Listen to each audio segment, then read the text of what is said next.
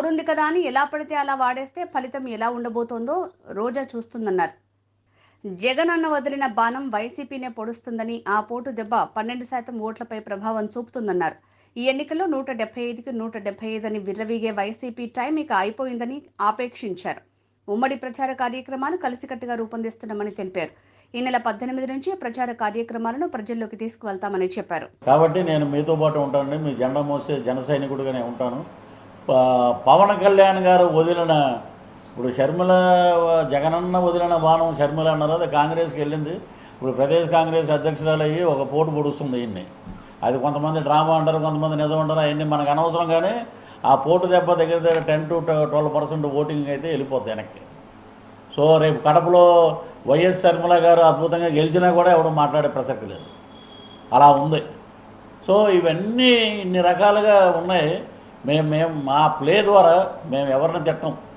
ఇప్పుడు ఇక్కడ బూతుల యూనివర్సిటీలో తర్ఫీదు అయిపోయిన వాళ్ళు ఉన్నారు, జోగి రమేష్, మిగతా క్యాండిడేట్లు, వాళ్ళ పేర్లు చెప్పడానికి కూడా మాకు అసహ్యంగా ఉందన్నమాట. వాళ్ళందరిలాగా ఉండదు మాది. మాదేంటంటే ప్రజారంజకంగా జనాల్ని రంజింపజేస్తూ మధ్య మధ్యలో చిన్న చిన్న సినిమాలు సంబంధించిన ఇవి, మా నాయకుల డైలాగులు, చంద్రబాబు గారు మాట్లాడింది, పవన్ కళ్యాణ్ గారు మాట్లాడింది, ఇవన్నీ దాంట్లో జోడించి మేము అద్భుతంగా రెడీ చేసాం. ఇంకొక 4 రోజులు రెడీ అయిపోయాక ఫస్ట్ మా బన్నీవాసు గారికి చెప్పి దాని ప్రకారంగా జనాల్లోకి తీసుకొస్తాం. ఇంక మిత్రులు మీరు ఏమైనా అడిగితే చెప్పండి.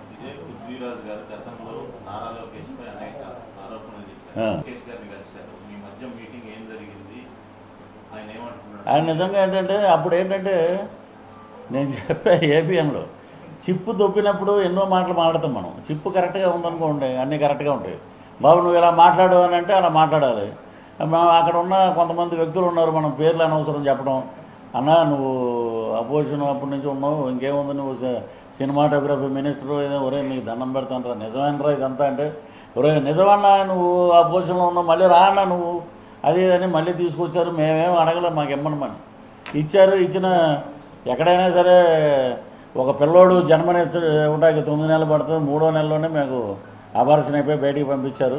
సరే మేము మాట్లాడిందే కరెక్టేనంటే అసలు ఆ అమ్మాయి ఎవరితోటి ఈయన మాట్లాడాడు? ఇక్కడ సంజన, సుకన్య అని ఇద్దరు ఉన్నారు. ఏం చేస్తావు, అన్నం పెడతావు, ఏదో ఒకటి పెడతారులేండి, తలంటి ఏదో పెడతారులేండి అందాం. ఇవన్నీ క్లియరు. ఆడు జిప్పిప్పు చూపించాడు. పోర్న్ సెక్స్లో వరల్డ్లో 3rd ప్లేస్లో ఉంది 10 రోజులు. వీళ్ళు పార్లమెంట్లో ఉన్నవాళ్ళు అన్నమాట. గోరెంట్ల మాధవ్ గారు, ఆయన ఎక్కడ కనపట్లేదు. ఇలాంటి వాళ్ళందరూ ఉండబట్టి రాజకీయంలో అప్పుడు మమ్మల్ని చూపించారు ఫోకస్గా. మీకు చూపించే రోజులు దగ్గరలో ఉన్నాయి. మీ చరిత్ర అంతా నా దగ్గర ఉంది. లోకేష్ బాబు దగ్గర ఉన్న ఒక డైరీ, రెడ్ డైరీ, నేను మొన్న కూడా ఒక మీటింగ్లో చెప్పా, పిఆర్ డైరీ అని ఉంది, పృథ్వీరాజ్ డైరీ. శ్రీకాకుళం నుంచి శ్రీకాళహస్తి వరకు మేము ప్రచారం చేసాం.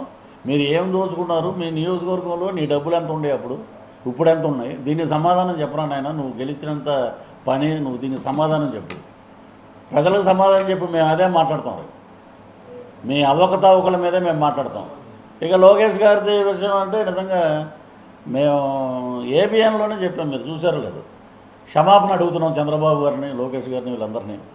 ఏదో నువ్వు ఎంతటోడు అనేటప్పుడు ఇంత అన్నాడు అంత అన్నాడు, గంగరాజు అనే పాట కూడా ఉంది మనకి. నేనేదో రెచ్చిపోయి మాట్లాడేసి తర్వాత నాకు కోవిడ్ వచ్చాక బెడ్ అడిగితే బెడ్ లేదన్నారు, 48 అవర్స్లో అబ్జర్వేషన్లో పెట్టాలన్నారు. అప్పుడు మెగా ఫ్యామిలీ నాగబాబు గారు పిలిచి నాకు బెడ్ ఇచ్చి, ఆ రకంగా నేను ఇంకా వద్దనుకున్నారు. ఇంట్లో వాళ్ళందరూ కూడా, మా వైఫ్ కానీ, చుట్టాలు కానీ, పిల్లలు కానీ వెంకటేశ్వర ఫోటో మీద ఒట్టేయించి ఇమ్మీడియట్గా రాజీనామా చేస్తావా లేదా వైసీపీకి, రిజైన్ చేసేసి ఉద్రానైనా ఈ దరిద్రం అన్నాక అప్పుడు ఆ చెప్పు పోయిందండి. ఫ్రెష్గా ఏబిఎన్కి వెళ్ళి నేను ఇంటర్వ్యూ చెప్పాను రాధాకృష్ణ గారు.